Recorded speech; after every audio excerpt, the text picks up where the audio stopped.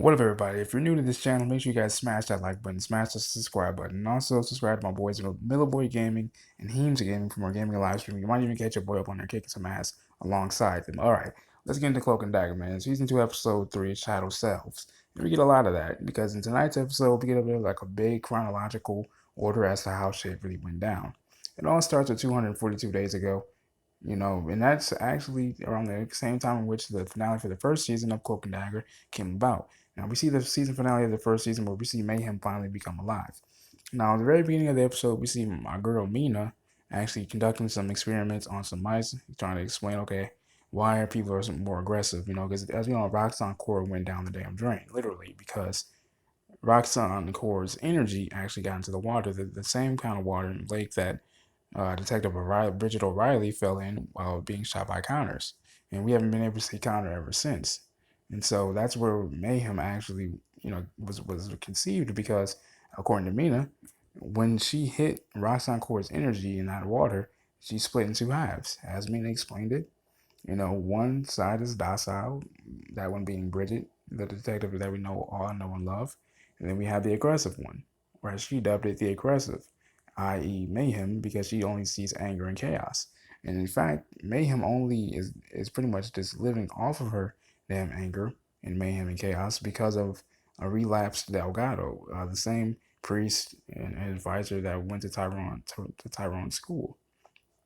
In fact, we see in the flashback, I believe the time was around 113, or I think 200 days. Yeah, 200 days ago, where she goes to confront Delgado and ask him, "Hey, do you know where Tyrone is? Like I'm trying to solve his brother's case." Because then we saw a currently present day, I believe, where we see Connor's old partner actually pressing Adina Johnson, which is Tyrone's mother, to actually say nay against continuation of the conduction of, I'm sorry, continuing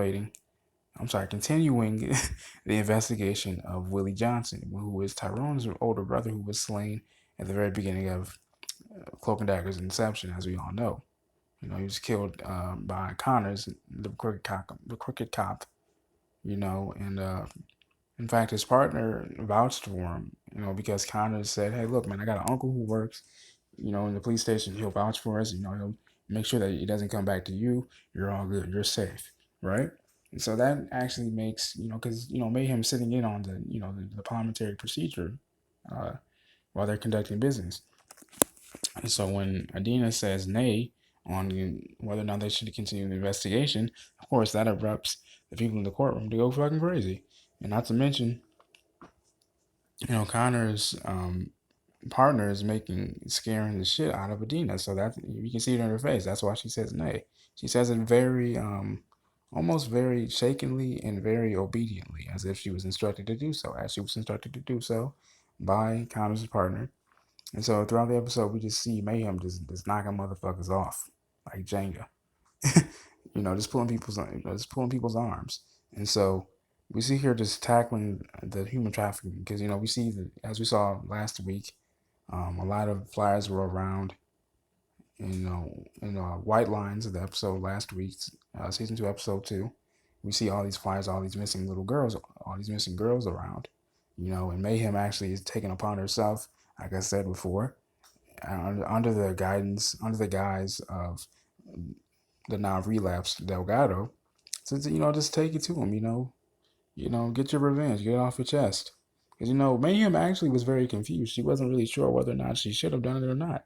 And now that, she's gotten that fuel from fire from Delgado, she's like, all right, cool.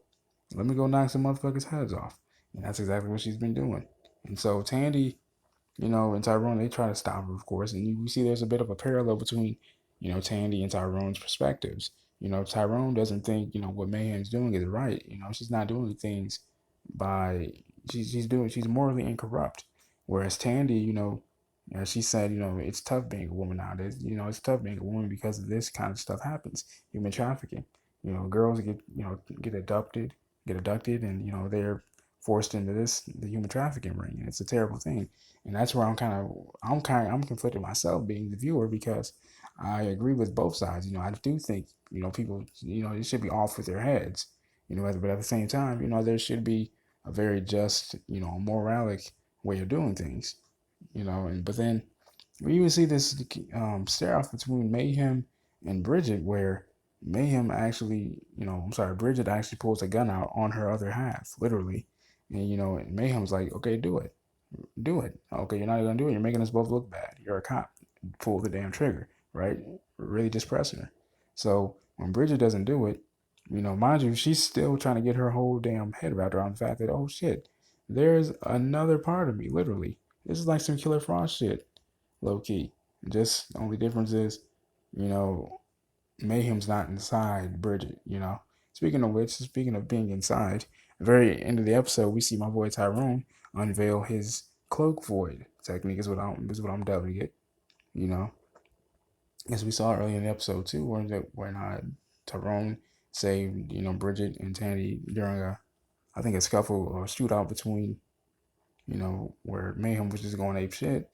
He got a little exhausted because he's teleporting more than two people along with himself, and so we see him literally because like I said, they're at the place where the human trafficking, all the girls are being held captive, in the ring, in that human trafficking ring, and he actually expands his cloak, and he just engulfs Mayhem in that cloak void, and so she stares around, she's like, wait, hello, and she goes over to the refrigerator because at the very beginning of the episode too, we see Mayhem actually chuck, the refrigerator down the damn steps, unbeknownst to her that, Bridget's former boyfriend, who I think Mayhem actually killed, or maybe someone else killed him, I'm not too sure, I don't remember how it goes, is actually in the damn refrigerator. Still is, which is really strange. And another thing is, we see her open up the refrigerator at the very end of the episode, and he says, "Hey, you want to try my pancakes?" Very creepy stuff. And I'm starting to think that maybe the reason why Mayhem has so much anger that is the built up anger and frustration that Bridget held in her after her boyfriend was killed. You know what I mean? So maybe that's what that is, and other regressed feelings that she has within her. And another thing I've noticed too is that when one of the girls were actually, rescued, I believe, Tandy tried to see if there was any hope in her, and she just sees the girl just sitting in a dark room, and there's no hope. Same thing with Tyrone. He actually sees the girl being, wheeled away into that abandoned Roxxon building where all the rest of the girls were held captive. So I look forward to seeing what happens next week. This has been your boy, Jared Speaks. If you guys have any ideas, let me know in the comments. Welcome to us will be. Peace and love.